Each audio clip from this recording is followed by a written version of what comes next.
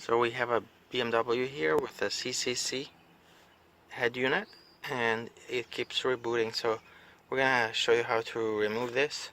The first thing you do, you pop out this piece right here, and there's no screw, so you just need to pry it out.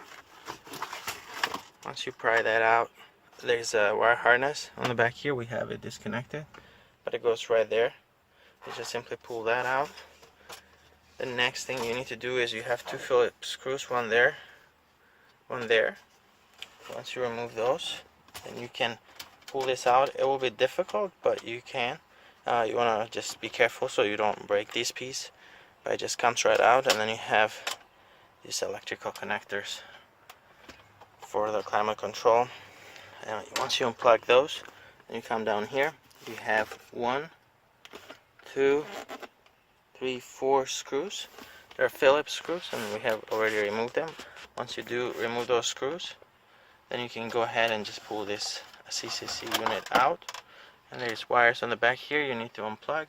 This piece comes all at once, so even though there's several connectors there, they should come out as one big unit.